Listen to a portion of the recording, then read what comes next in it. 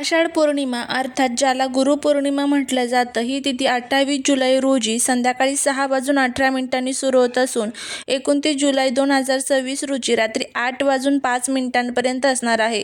उदया तिथीनुसार गुरुपौर्णिमा ही 29 जुलै म्हणजेच उद्या बुधवारी साजरी केली जाणार आहे. पौर्णिमा तिथीचा प्रारंभ आपण बघितलेला आहे. आता पूजेचा शुभ मुहूर्त जर बघाल तर सकाळी 5:41 पासून ते सकाळी 9:04 हा पूजेचा सर्वात शुभ मुहूर्त असणार आहे. गुरुपूजेसाठी हा सकाळचा काळ सर्वात उत्तम मानला जातो. आपल्या हिंदू धर्मात पौर्णिमा तिथीला अतिशय महत्त्व आहे. तर आषाढ पौर्णिमा किंवा गुरुपौर्णिमेला हिंदू धर्मात सर्वात पवित्र आणि शुभ मानले जाते. या दिवशी भगवान विष्णू, चंद्रदेव आणि महर्षी वेदव्यास यांची उपासना केली जाते. आषाढ पौर्णिमेला गुरुपौर्णिमा साजरी करता येते. हा दिवस गुरुप्रती आदर, ज्ञान आणि आध्यात्मिक प्रगतीचे प्रतीक मानला जातो. गुरुपौर्णिमेच्या दिवशी आपण आपल्या घरामध्ये आपल्या गुरूंची सेवा करायची असते, त्यांची पूजा आपल्याला करायची असते. यामध्ये जर तुमचे दत्तगुरू किंवा श्री स्वामी समर्थ महाराज गुरु असेल तर मग त्यांच्या मूर्तीवरती अभिषेक करायचा आहे किंवा फोटोची व्यवस्थित धूप, दीप, अगरबत्ती ओवाळून आपल्याला पूजा करून घ्यायची आहे. नैवेद्य अर्पण करायचा आहे. आपल्या गुरूंचा आवडतीचा नैवेद्य आवर्जून अर्पण करायचा. आषाढ महिन्यातील ही पौर्णिमा आपल्या सनातन धर्मात अत्यंत श्रेष्ठ आणि फलदायी मानली जाते. हा केवळ एक सण नाही तर आपल्या आयुष्याला अंधाराकडून प्रकाशाकडे नेणाऱ्या, आपल्याला ज्ञान देणाऱ्या गुरुप्रती असणारा हा सर्वात मोठा दिवस आहे. उद्याच्या अत्यंत शुभ दिवशी आकाशात काही दुर्मिळ आणि अत्यंत शुभ योग तयार होत आहेत. जर तुमच्या आयुष्यात दीर्घकाळापासून पैशांची अडचण असेल, कर्ज वाढले असेल, घरातील दारिद्र्य हटत नसेल, हातात आलेला पैसा टिकत नसेल तर उद्याचा हा दिवस तुमच्यासाठी एखाद्या वरदानापेक्षा कमी नाहीये. आजच्या या विशेष व्हिडिओमध्ये आपण गुरुपौर्णिमेला काय करायचे आहे, कोणते शुभ मुहूर्त आहे आणि त्याचबरोबर या दिवशी कोणता एक अत्यंत प्रभावी असा उपाय करायचा आहे जेणेकरून आपल्या जीवनातील सर्व जे काही दोष आहेत तर ते दूर होऊन लक्ष्मी आपल्या घरामध्ये वास करेल. हा व्हिडिओ त्यामुळे शेवटपर्यंत नक्की पहा. जर तुम्ही या चॅनलवरती नवीन असाल तर चॅनलला सबस्क्राईब करा आणि कमेंटमध्ये श्री स्वामी समर्थ लिहायला अजिबात विसरू नका. आषाढ पौर्णिमेचं महत्त्व जर बघायला गेलं तर पौर्णिमा ही तिथी साक्षात श्रीहरी विष्णू आणि माता लक्ष्मीला अत्यंत प्रिय आहे. या दिवशी चंद्र आपल्या पूर्ण कलाने युक्त असतो आणि पृथ्वीवर सकारात्मक ऊर्जेचा वर्षाव करत असतो आणि या दिवशीच व्यास पौर्णिमा साजरी केली जाते.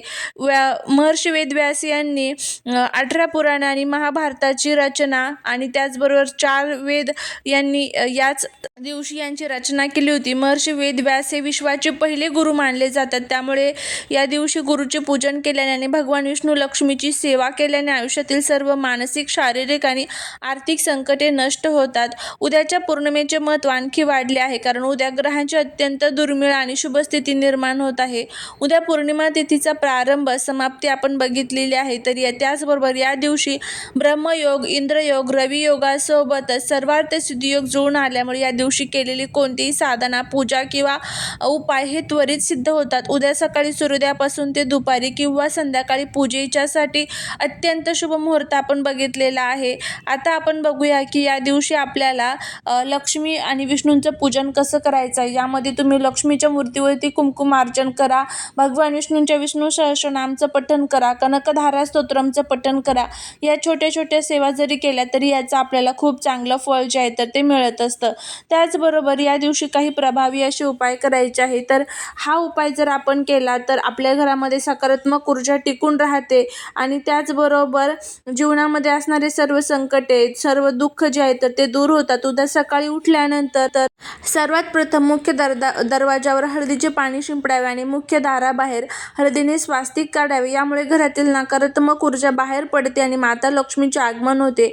या दिवशी श्रीहरी विष्णूंना तुळशीपत्र, पिवळी फुले अर्पण करावीत कारण पिवळा रंग हा भगवान विष्णू आणि गुरुग्रहाचे प्रतीक आहे. पूजेमध्ये केसरयुक्त दुधाने किंवा पंचामृताने श्रीयंत्राचा किंवा विष्णूच्या मूर्तीचा अभिषेक करावा. या दिवशी पिवळ्या वस्तूंचे दान जसे की चणा डाळ, पिवळे वस्त्र, गूळ किंवा केळी दान केल्याने कुंडलीतील गुरुग्रह मजबूत होतो. गुरुग्रह मजबूत झाला की माणसाला समाजात मान सन्मान, प्रतिष्ठा आणि अखंड धनलाभ होतो. आता उद्या आपल्याला हा जो उपाय करायचा आहे तर तो कशा पद्धतीने करायचा आहे बघा. आपल्या आयुर्वेद आणि तंत्रशास्त्रामध्ये काही वनस्पतींना साक्षात देवी देवतांचे रूप मानले गेले आहे. उद्या गुरुपौर्णिमेला तुम्हाला अपामार्ग, ज्याला मराठीत आघाडा म्हणतात, किंवा मग आघाडा जर तुमच्याकडे नसेल तर तुळशीचे जे मूळ असते तर त्यापासून तुम्हाला हा उपाय जो आहे तर तो करायचा आहे. आघाड्याच्या झाडाचं मूळ आणा किंवा मग तुळशीचं मूळ जे असतं तर ते घेतलं तरीही चालेल. काय करायचं आहे तुम्हाला तर धन आकर्षणासाठी अत्यंत शक्तिशाली हा उपाय आहे. जर तुमच्याकडे वाळलेल्या तुळशीच्या झाडाचे मूळ तुम्ही वापरू शकता. शास्त्र तसे मानले जाते की या वनस्पतीमध्ये मुळांमध्ये साक्षात धनदेवता कुबेर आणि माता लक्ष्मीचा वास असतो. उद्या गुरुपौर्णिमेच्या शुभ मुहूर्तावर हे मूळ घरात आणल्यास घरातील जन्मोजन्मीची गरिबी, पैशांची चणचण आणि दारिद्र्य कायमचे नष्ट होते. हा उपाय कसा करायचा आहे तर याची संपूर्ण पद्धत नीट समजून घ्या.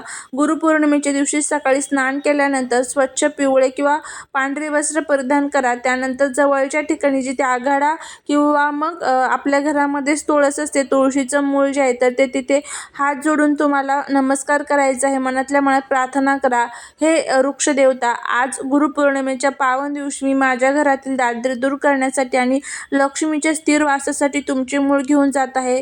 कृपया माझ्यावर तुमची कृपा असू द्या. त्यानंतर अत्यंत आदराने त्या झाडाचे एक छोट्याशा मुळाचा भाग काढून घ्या. लक्षात ठेवा, झाडाला इजा पोहोचू नका. अगदी छोट्यासा तुकडा पुरा आहे. हे मूळ घरी आणल्यानंतर ते स्वच्छ पाण्याने, नंतर गंगेच्या पाण्याने किंवा कच्च्या दुधाने धुवून शुद्ध करा. घराच्या देवघरासमोर बसून एक लाल किंवा पिवळे रेशमी कापड अंतरा, त्यावर ते धुतलेले मूळ ठेवा. घरामध्ये धूपदीप अगरबत्ती देवघरामध्ये पेटवून घ्या. त्यानंतर त्या मुळावर हळद, कुंकू, अष्टगंध आणि अक्षता वाहा. समोर एक छान तुपाचा दिवा आणि धूप अगरबत्ती लावा. त्यानंतर माता लक्ष्मी आणि भगवान विष्णूंचे ध्यान करा. त्यानंतर ओम नमो भगवते वासुदेवाय आणि एक माळ याची करायची आहे. आणि कमलात्मक मंत्र जो आहे, ओम श्रीम ह्रीम श्रीम कमले कमलालय प्रसिद्ध प्रसिद्ध श्रीम ह्रीम श्रीम ओम महालक्ष्मी नमः, या मंत्राची एक माळ करायची आहे. जप पूर्ण झाल्यानंतर हे मूळ त्या लाल किंवा पिवळ्या कापडात गुंडाळून त्यात गाठ मारा. आता हे सिद्ध झालेले मूळ तुमच्या घरातील तिजोरीमध्ये, पैशांच्या कपाटात किंवा देव्हाऱ्यात ठेवा. जर तुम्ही व्यापारी असाल तर ते तुमच्या दुकानाच्या गल्ल्यातही ठेवू शकता.